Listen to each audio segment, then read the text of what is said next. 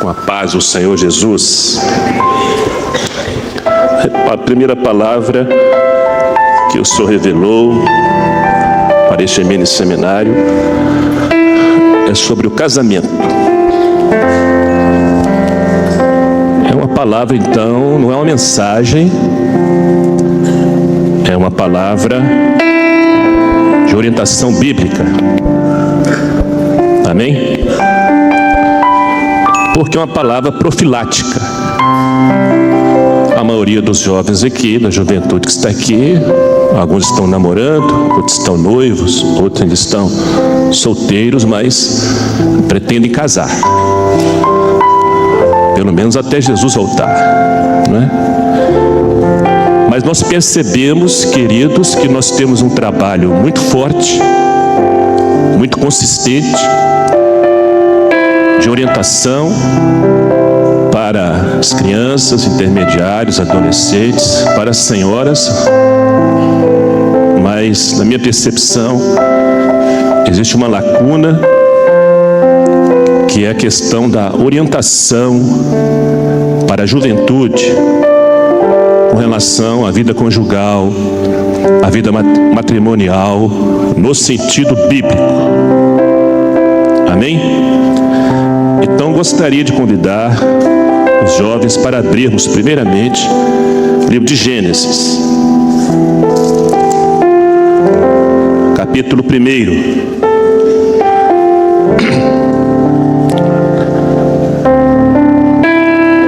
Gênesis capítulo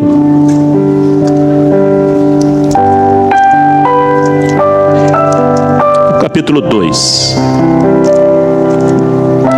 versículo 24. Vamos ler em conjunto. Leiamos. Portanto, deixará o varão o seu pai e sua mãe, e apegar-se-á a sua mulher, e serão ambos uma carne. Então aqui o Velho Testamento é na criação, Deus instituindo o quê? O casamento. Amém? Agora nós vamos ao Novo Testamento para saber se Jesus confirma isso. Marcos, capítulo 10, a partir do versículo 7. Evangelho de Marcos, capítulo 10, versículos 7, 8 e 9. Vamos ler em conjunto. Leiamos. Por isso, deixará o homem, pai, e unir-se-á sua mulher. Serão os dois uma só carne. E assim, já não serão dois, mas uma só carne. Portanto, o que Deus ajuntou, não separe o homem. Então, no Velho Testamento, Deus instituiu o casamento. Jesus vem, confirma o seu ministério. Agora vamos, Efésios. Se o Espírito Santo confirma isso também, né? Através da doutrina para a igreja. Efésios 5. Então, estou mostrando para os irmãos aqui com relação ao casamento. É uma instituição confirmada por Deus, por Jesus, pelo Espírito Santo. Então, Efésios capítulo 5, a partir do versículo 31, 32 e 33. Vamos ler? Por isso, deixará o homem, seu pai, sua mãe, se unirá à sua mulher, e serão dois numa carne. Grande é este mistério. Digo, porém, a respeito de Cristo e da igreja. Assim também vós, cada um em particular, ame a sua própria mulher como a si mesmo, e a mulher reverencie o marido. Amém. Vamos fechar os olhos. Meus queridos, a Bíblia ensina que o casamento, ele é para a glória de Deus. A Bíblia ensina, mostrei para os irmãos aqui no Velho Testamento, nos Evangelhos e nas cartas de Paulo, que o casamento é um projeto de Deus, é uma instituição divina, foi criado no céu. O casamento é um dos maiores instrumentos de santificação para o homem. Os jovens que têm interesse em que o seu casamento funcione, porque a grande maioria, infelizmente, não está funcionando. Não está funcionando, sabe por quê? Porque aqui está o manual do fabricante. Quem criou o casamento, quem instituiu o casamento, sabe como fazer ele funcionar. Para o casamento funcionar, então eu expliquei aqui no início, que isso aqui não é uma mensagem, é uma orientação bíblica para os jovens, é uma palavra preventiva, profilática, para vocês se prepararem para o casamento.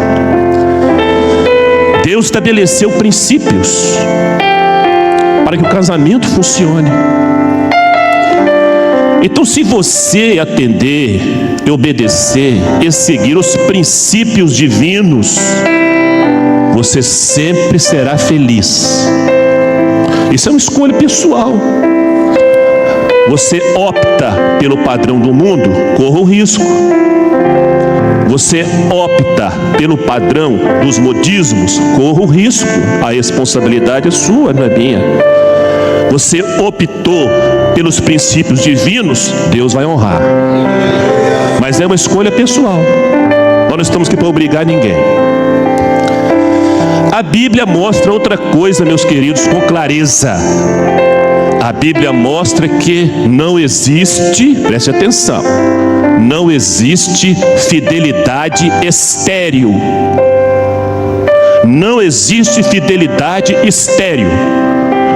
Todas as vezes que você for fiel ao Senhor, por amor, por temor, haverá frutos para a glória dele. Se você é fiel nos seus pensamentos, se você é fiel nas suas atitudes, se você é fiel nos seus comportamentos, se você é fiel no seu testemunho, se você é fiel na sua fé, se você é fiel no seu compromisso com o Senhor, haverá frutos para a glória dele, porque não existe fidelidade estéril. Não existe. A sociedade globalizada inverteu a ordem de muitos princípios sagrados. Por quê? Porque quando você inverte a ordem dos princípios divinos, você entra em decadência. Você entra em decadência moral, você entra em decadência emocional, você entra em decadência relacional, você entra em várias decadências, você entra em decadência de valores. Então, quando há decadência dos valores, existe o domínio da carne. A sociedade globalizada inverteu a ordem de muitos princípios divinos. Exemplo. Vamos abrir comigo aí o texto que nós já lemos do Evangelho de Marcos, capítulo 10, versículo 7. Vou pedir que um pastor aqui que possa ler o versículo. Marcos 10, 7, por favor. Por isso deixará o homem seu pai e a sua mãe, e unir-se-á a sua mulher. Amém. Qual que é a ordem que está aqui? Qual que é a ordem que está aí, que Deus estabeleceu a ordem? O homem primeiro deixa o pai, o rapaz, né, o jovem, homem, não um garoto mimado não, homem, que tem maturidade, que tem temor, que tem experiência com Deus, que quer servir a Deus. É um homem, não é um garotinho não. O homem deixa o seu pai e sua mãe e une a mulher. O verbo unir no original, meus irmãos, sabe o que significa? É como você pegar duas folhas bem finas, finíssimas, e colar as duas folhas. De modo que você olha, então você não enxerga duas folhas, você enxerga uma só e não tem mais como separar. Essa é a vontade de Deus com relação ao casamento. Qual que é a ordem hoje? Que se chama estilo de vida. Então o adversário conseguiu mudar o nome de pecado para estilo de vida. Então a ordem hoje não é o homem deixar o pai e a mãe e se unir à mulher, não. Ele se une primeiro à jovem, ele já começa a ter uma relação com ela para depois deixar o pai e a mãe. Mas isso não se chama mais pecado, isso se chama estilo de vida. Deu para entender, Fábio? Então é uma inversão de valores. Então você inverteu o princípio divino. O que acontece com a sociedade? Ela vai entrando em decadência. É o resultado que está aí. Pode até ser, meus irmãos, uma pregação ou uma orientação politicamente incorreta e não moderna, mas é a palavra do Eterno. Se você quer seguir os princípios divinos, obedeça o manual do fabricante. Porque muitos casamentos estão desmoronando. Dentro das igrejas nós estamos falando, não estou falando fora não, viu, queridos? Vamos falar aqui rasgado aqui, bem claro para os irmãos. Porque muitos casamentos dentro das igrejas estão desmoronando. Porque a terra conjugal se tornou tão árida em nossa sociedade secular. Porque os casamentos não estão dando certos na sua grande maioria. Sabe por quê? Porque, na verdade, apesar de termos o manual do fabricante nas mãos, ou nós não estamos entendendo, ou não estamos querendo entender, ou estamos com preguiça de entender. Então por que os casamentos não estão, a maioria deles, dando certo? Não estão funcionando?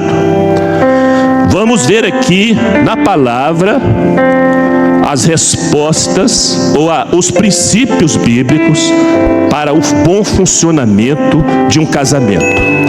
Vamos ver aqui, queridos, qual é a posição da esposa, qual é a posição do esposo dentro da palavra e além disso, segundo a tipologia profética. O casamento está confirmado por Deus,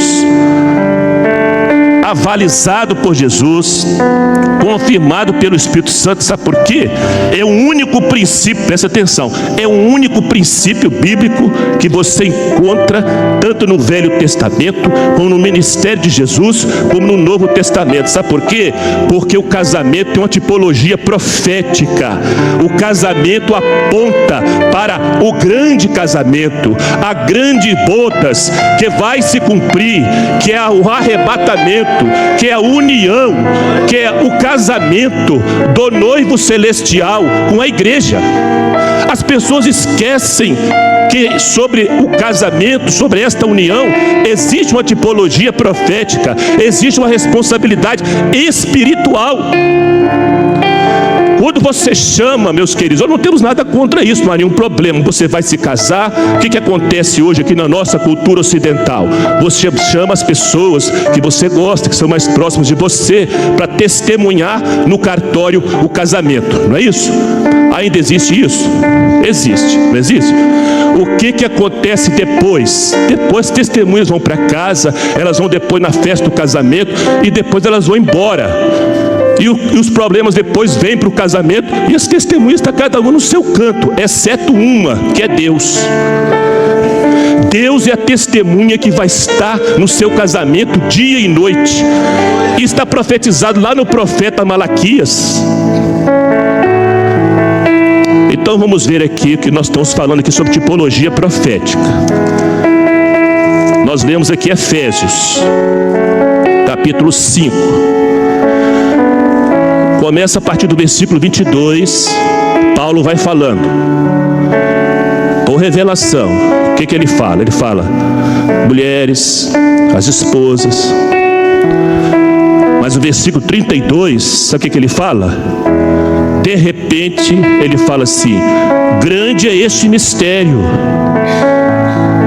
Digo-o, porém, a respeito de Cristo e da igreja. Olha só, ele está doutrinando sobre o casamento. Ele está ensinando a posição da esposa no casamento. Ele ensina a posição do esposo no casamento. E de repente ele fala assim, mas grande é este mistério. Eu não estou falando só deste casamento aqui na terra, não. Eu estou falando do grande mistério, que é Cristo e a igreja. Então a esposa é tipo profético da igreja redimida, da igreja fiel.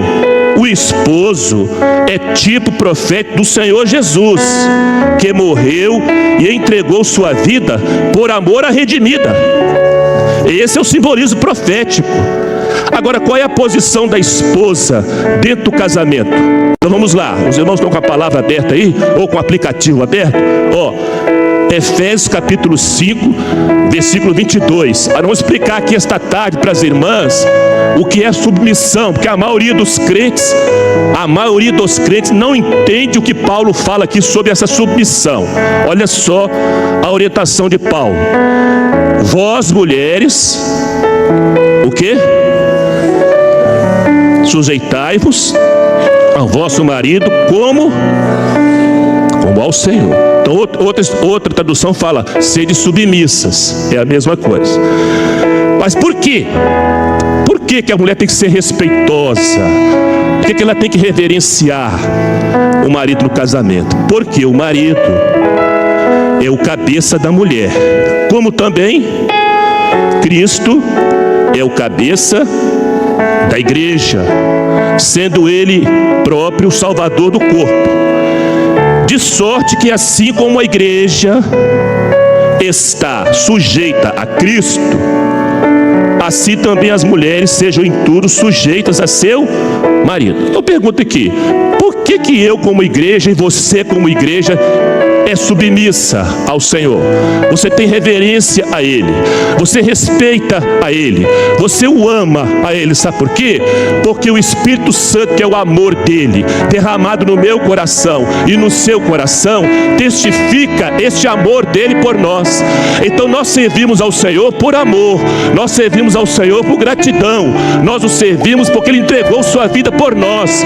Então nós nós somos submissos e obedientes com alegria, com temor. Nós não nos sentimos inferiores por causa disso, não. Então, queridos, olha só, a palavra submissão não se trata de valor, não se trata de ser inferior. A palavra submissão, que é uma questão de ordem, é uma questão de princípio.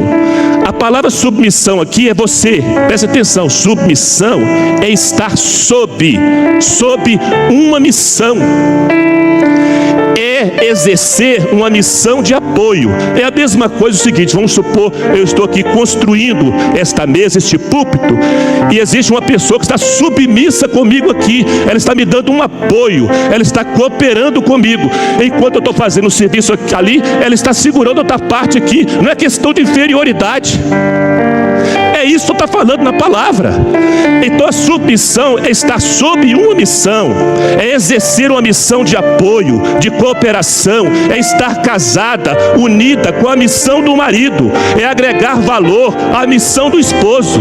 É isso que a palavra está ensinando. A palavra não está ensinando para o camarada ficar lá com as pernas levantadas para cima, entendeu? E faz isso para mim, faz isso, vai fazer isso e aquilo. Isso é um ditador. Jesus não faz isso com a igreja, não. A Bíblia ensina, é mandamento de Deus, dentro do lar, dentro da igreja, a liderança foi dada ao homem. O esposo lidera, o esposo governa, mas a esposa edifica. A esposa edifica, o esposo governa, ele lidera, mas a esposa edifica. Onde está isso, pastor? Vamos abrir Provérbios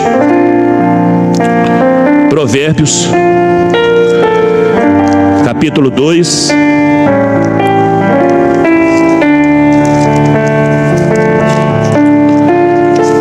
Eu vou ler aqui para adiantar. Provérbios capítulo 2, versículo 4. Capítulo 12, aliás. Provérbios 12, versículo 4. A mulher virtuosa é a coroa do seu marido, mas a que procede vergonhosamente é como apodrecimento nos seus ossos. Provérbios 14, 1. Toda mulher sábia, o quê? Edifica sua casa, mas a tola derriba com as suas próprias mãos. É o que está acontecendo nos casamentos. Então a palavra está ensinando aqui, preste atenção, meus irmãos.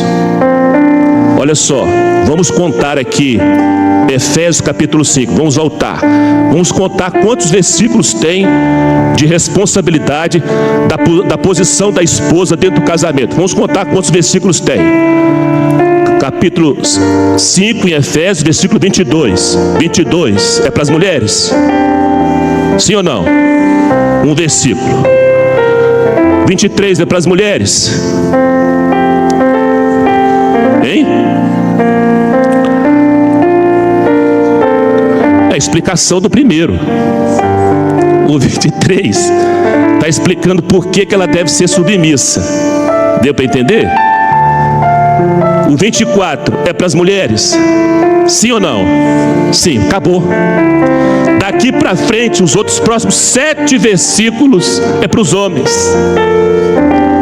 Olha só, meus queridos, aqui. As irmãs agora vão ficar muito ao meu favor, mas eu também não estou preocupado com isso não, né? Mas eu preciso da oração das irmãs. Olha só, a palavra ensina, agora rapaz, a palavra ensina que para um casamento funcionar, a responsabilidade do marido é mais do que o dobro do que da mulher. Sabiam disso? Está aqui na Bíblia, não estou inventando nada disso. Então, a palavra ensina o seguinte: a palavra ensina que a mulher deve ser submissa, respeitosa. Submissa é o quê? Está sob uma missão. É uma missão de apoio, é uma missão de cooperação, é agregar valor ao casamento. Essa é a posição. Você assumiu essa posição no seu casamento vai funcionar. Agora vamos ao esposo. Prepare-se, rapazes, agora. Viu? Para aquilo que é os princípios de Deus para vós outros. O que a palavra ensina?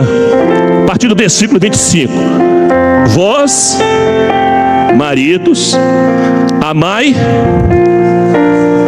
Não, vossa mulher, é uma só. Não, lá em Marcos também fala no singular. Deixará o homem seu pai e sua mãe e se unirá à sua mulher. Não é suas mulheres, não. A Bíblia, quando Deus instituiu o casamento, bigamia e poligamia é coisa cultural de povos. Da parte de Deus, não. Da parte de Deus, não. É sua mulher. Entendeu?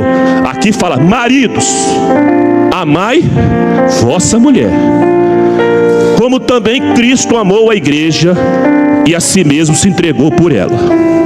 Então, rapaz, meu jovem, você vai casar, você quer que o seu casamento funcione? Ame de verdade sua futura esposa. Como pastor quer este amor?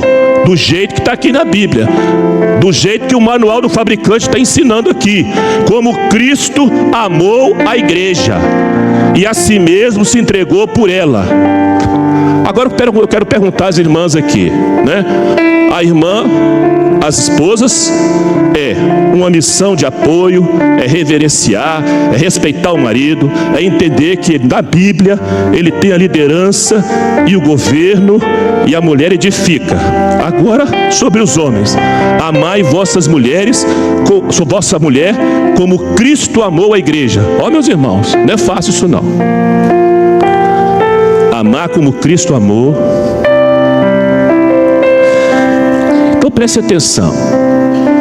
Quando há este padrão, quando há este nível de amor do esposo pela esposa, quando há mesmo, não há dificuldade para a esposa voluntariamente ser submissa. Isto é, respeitosa e cooperadora à liderança espiritual do esposo. Então é uma ordenança divina, é um mandamento de Deus, não é um conselho apenas não. Amai vossa esposa. Quem ama declara, quem ama confessa a pessoa que a ama. O problema de muitos casamentos hoje, sabe qual é? É que o camarada, quando ele está namorando, ele fala com ela que a ama. Quando ele está noivo, ele fala que ama. Mas depois que casou, nunca mais ele chega para ela e fala: eu te amo, você é a mulher da minha vida. Isso aqui não é uma mensagem romântica, não, meus irmãos. Nós estamos falando aqui, está na Bíblia. Eu pergunto aos irmãos aqui que estão no culto todo dia aí: como é que o Senhor fala com a igreja todo dia? Hein? Quantas vezes você já ouviu o Senhor falar em profecia aqui, interpretação de livros? Minha igreja, eu vos amo. Meu servo, eu te amo. Minha serva, eu te amo. O Senhor não tem vergonha, Ele não se constrange em dizer que te ama e dizer que ama a igreja. E a maioria hoje dos marmanjos não tem não obedece esse princípio divino, que é de se chegar para a esposa e dizer assim: olha, eu estou muito cansado hoje, eu tive uma dor de cabeça tremenda, mas eu quero dizer o seguinte: faça um cafezinho para mim porque eu te amo. Ele faz assim: ó, vai fazer um café para mim que eu estou muito cansado. Isso a Bíblia não ensina isso não. Isso é falta de educação, falta de respeito, viu? Isso é um brutamonte. Pode ficar zangados comigo os rapazes, mas é princípio bíblico que eu estou falando aqui. Se eu estiver fora da Bíblia, você pode me corrigir, não tem problema nenhum não. Quem ama não valoriza os defeitos da pessoa amada. Quem ama valoriza as virtudes. Os irmãos já pensaram todas as vezes que o Senhor fosse falar comigo ou contigo ou com a igreja, se Ele fosse falar dos nossos defeitos, dos nossos problemas, das nossas mazelas: meu servo, eu te conheço, eu sei que você é orgulhoso, eu sei que você é prepotente, eu sei que você não fez o jejum, eu sei que você ficou até tarde fazendo isso. Olha, que negócio é esse? O Senhor não faz isso não. O Senhor fala assim: eu vos amo, eu sei das vossas falhas, mas eu estou com a minha mão estendida. O meu amor é grande sobre as vossas vidas. Você quer que o seu casamento funcione? Trate a sua esposa como Jesus trata a igreja. Seu casamento vai funcionar. Ah, mas eu sou brasileiro, sou machão. Então, meu filho, você fica com o seu machão e perde o céu. É só isso. É absolutamente indesculpável pela palavra de Deus que um esposo pare de amar sua esposa, ou que o seu amor por ela esteja na reserva. Biblicamente é indesculpável o marido parar de amar a esposa ou dizer que o amor dele está na reserva. É indesculpável. O Senhor valoriza na igreja aquilo que é o resultado do amor dele, que é o Espírito Santo. É o amor dele derramado no coração da igreja e na vida da igreja. O amor de Jesus pela igreja é incondicional. Jesus não impõe condições. O amor dele é tolerante, o amor dele é compassivo, o amor dele é compreensivo, o amor dele é misericordioso, o amor dele é gracioso. Eu não estou dizendo que é fácil amar desse jeito não, mas a Bíblia ensina o esposo a amar a esposa desse jeito. Eu pergunto aos rapazes que estão aqui: você está preparado para amar sua esposa desse jeito? Se está, você pode casar. Seu casamento vai funcionar, seu casamento vai dar certo, e vai ser para a glória de Deus. Não vai ser para a vergonha de Deus não, vai ser para a glória dele. O esposo que ama a esposa assim, este casamento é sempre lugar de bênçãos. O esposo que ama a esposa assim, não há lugar para ressentimentos no casamento. Não há lugar para mágoas. Não há lugar para dar o troco, para vinganças. Agora, o casamento, para viver este padrão, este padrão de amor aqui, o casamento, para viver este padrão, precisa de jejum e oração. A oração traz união e bênçãos. E o jejum não muda Deus, o jejum muda você. O jejum muda a sua razão, o jejum muda o seu eu, o jejum muda a sua natureza. A oração traz bênçãos e união, e o jejum muda você. Aquilo que você não consegue tolerar, aquilo que você não consegue renunciar, o jejum vai mudar isso. Ter uma casa e ter um apartamento não é sinônimo de ter um lar. Não é sinônimo de ter um lar. Nós pastores aqui sabemos que tem muitas pessoas, muitos casais, famílias da igreja que tem apartamento, tem casa, mas não tem um lar. Eles têm um ambiente de discussão, de queda de braço, de confronto e de agressão verbal. Lar é ninho de amor. Lar é ninho de respeito. Lar é ninho de altruísmo. E quem não sabe o que é altruísmo, eu acho que todo mundo sabe. Altruísmo é você pensar mais no outro do que em você. Altruísmo é você desejar mais o bem da sua esposa do que o seu. Altruísmo é você pensar mais no conforto dela do que o seu. Altruísmo é você pensar mais no benefício dela do que o seu. Então lar é ninho de amor. Lar é ninho de respeito. Lar é ninho de altruísmo. Porque é assim que Jesus faz com a igreja. O casamento, meus irmãos, põe mesmo a prova. Minha irmã, minha jovem, donzela, você só vai saber de verdade, desculpe minha franqueza, você só vai saber de verdade se o príncipe encantado te ama mesmo, é depois de casar. O casamento põe mesmo à prova o calibre do amor do esposo pela esposa e do caráter deste amor. Sabe por quê? Porque à medida que os anos vão passando no casamento, a qualidade deste casamento será determinada cada dia mais pelo amor do esposo.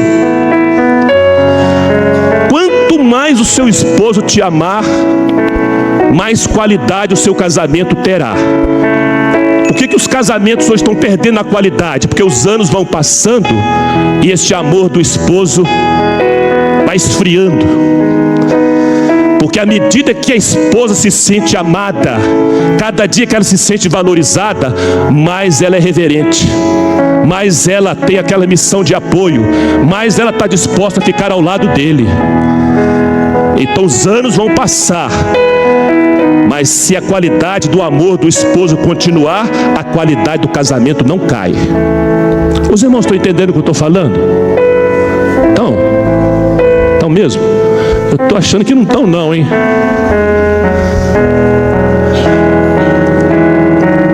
Por quê? Porque a qualidade, preste atenção nisso aqui, meus irmãos, que isso aqui é profético. Porque a qualidade do amor do esposo pela esposa que vai tornar a esposa mais identificada com a igreja redimida. É o lado profético e sublime do casamento. Se você amar a sua esposa como Cristo amou a igreja e se entregou por ela, mais a sua esposa vai se identificar também com a posição da igreja redimida. E a glória do Senhor se manifesta nesse casamento. Isso não é questão, isso aqui não é frase bonita não, meus queridos. Isso aqui é princípio bíblico. Os irmãos deveriam levar muito a sério essa palavra que o Senhor deu aqui nesta manhã, dessa tarde. Então Deus tem um chamado, Ele tem uma ordenança, Ele tem um mandamento para o esposo: entregar sua vida por amor à esposa. Quando a esposa prova este tipo de entrega do esposo por ela, a esposa vai refletir a beleza da humildade e submissão da igreja por Jesus. Qual é o propósito real do casamento? O propósito real do casamento é eu, pastor, conseguir, afinal de contas, alcançar um sonho que eu sempre tive, não é? E tal. é um troféu para mostrar para minhas amigas que não casaram ainda. Olha, o propósito real do casamento não é isso não. Isso pode ser, né, da cabeça, da mente, do mundo, entendeu? Desse padrão que está aí. Mas o propósito real do casamento é para a glória de Deus. O propósito real do casamento é que ambos, o esposo e a esposa, sejam conforme a imagem e pessoa do Senhor Jesus, cada um no seu papel profético. A esposa no seu papel profético, o esposo no seu papel profético. Quando este propósito é entendido, a glória de Deus se manifesta nesse casamento. Meus queridos, o amor não é egoísta. O amor não fere. O amor não agride. O amor não humilha. Não humilha. Muitos casamentos não estão dando certo por causa disso. É um ferindo ao outro, agredindo um ao outro, humilhando um ao outro. O amor não é isso não. O amor de Jesus pela igreja. E você tem que amar a sua esposa como Cristo amou a igreja. O amor exalta. O amor não se contenta somente em dizer que ama. O amor demonstra com atitudes. O amor é demonstrado com comportamentos. O amor é demonstrado com renúncia. Porque sobre você está uma responsabilidade espiritual. Amar a sua esposa como Cristo amou a igreja e se entregou por ela. Este amor maiúsculo, este amor superlativo é o padrão do amor de Jesus pela igreja. Portanto, deve ser este o padrão de amor do esposo pela esposa. Toda esposa, toda jovem que está aqui, que um dia casar, se o seu esposo, seu futuro esposo te amar, como está dito na palavra, como é um princípio bíblico, seu casamento vai dar certo. Seu casamento vai funcionar. Você não vai passar vergonha, você não vai envergonhar o nome de Deus. A glória de Deus vai se manifestar sobre a sua casa. A glória de Deus vai se manifestar sobre os seus filhos. O seu casamento será um testemunho. O seu casamento de verdade vai apontar para o grande casamento, para as grandes bodas, para o grande dia, para a grande festa, para a grande alegria, para a grande consagração, que é o casamento de Jesus com a igreja. Leve a sério a palavra do Senhor, atenda os princípios bíblicos e você será feliz. Seu casamento poderá passar por dificuldades nesta vida, mas a relação entre você e seu esposo, o amor do seu esposo por você, se cada dia melhorar a qualidade, se cada dia aumentar por você, se cada dia aumentar o respeito, se cada dia aumentar o carinho, você vai amá-lo também, você vai apoiá-lo, você está ao lado dele em todas as horas da vida. É assim que o Senhor quer para vocês esse casamento. Honrem a palavra do Senhor.